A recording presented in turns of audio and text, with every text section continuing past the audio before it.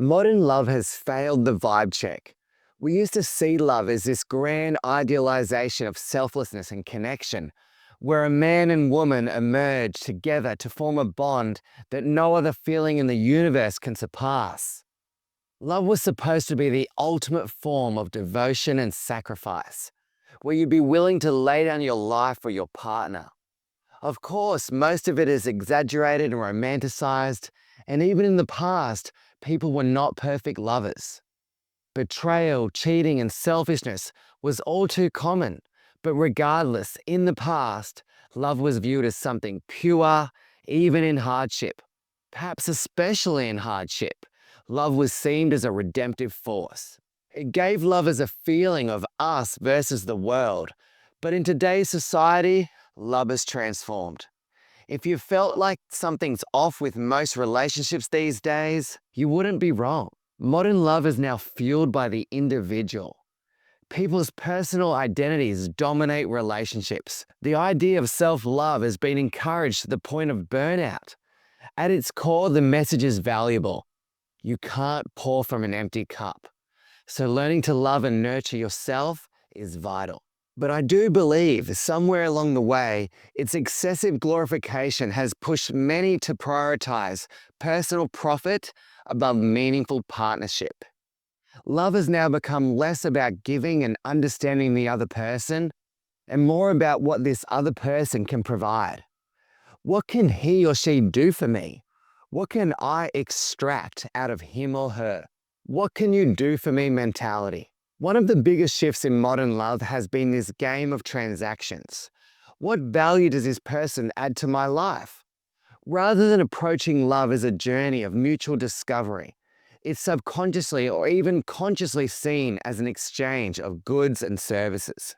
Can they elevate my status? Do they check all the boxes on my checklist? Will they make me look good on Instagram?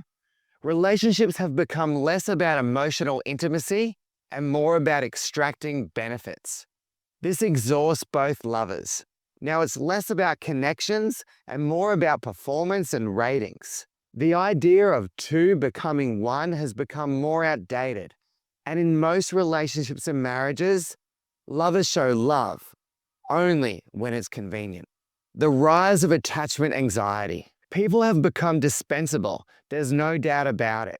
It's never been more easier to replace a partner because of Instagram, Tinder, Snapchat, Facebook, Hinge, whatever the dating apps are, you can now quickly get access to a potential mate. Now you may get them, you may not. Regardless, it still gives a feeling of having options. How can people compete with these apps these days? You're immediately getting hundreds of likes and comments. In a world where love is seen as fragile and impermanent, many people develop a heightened fear of rejection or abandonment. This fear manifests in selfish ways. Men or women will focus on protecting themselves rather than building a foundation of trust. It leads to possessiveness and constant need for reassurance, or withdrawing emotionally to protect from potential hurt. Ironically, this self-protective behavior sabotages the very thing that people crave: security and connection. Most people give up on their relationship too soon. Let's go back to the 1940s and explain the marriage of Antoine de Saint, the author of the famous The Little Prince, and his wife Consuelo. Their marriage, like most lovers, started with passion and desire, but soon it became problematic.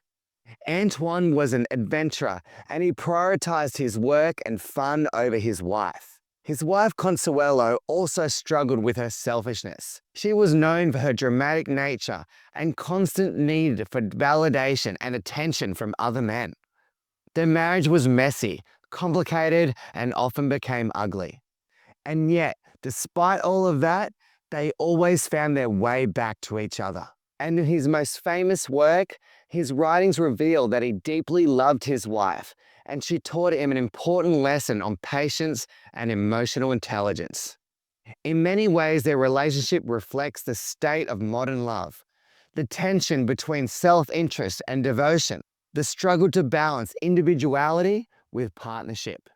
and a reminder that love is rarely perfect. The emotional baggage of trauma. Many people bring unresolved trauma or pain into their relationships, whether from childhood, past breakups, or traumatic experiences. When this wound is not healed, this baggage manifests as selfishness or an inability to fully connect with others in the relationship.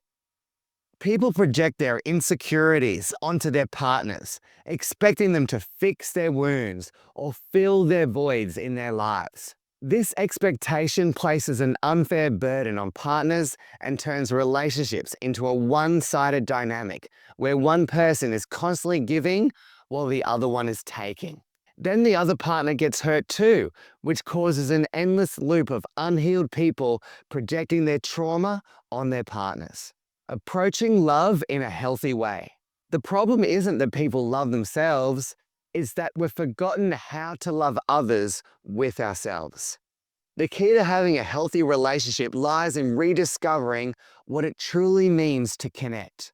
It means choosing to stay when things get hard, learning to listen even when things get uncomfortable, and more importantly, choosing a partner who shares the same values as you. There is no doubt it will emotionally challenge you, but it is also in these challenges that love can grow stronger, teaching us to embrace the messy, flawed yet beautiful nature of connection. Perhaps love hasn't failed the vibe check entirely. Maybe it's just wanting for us to remember that at its core, love isn't about me or not even you. It's about us.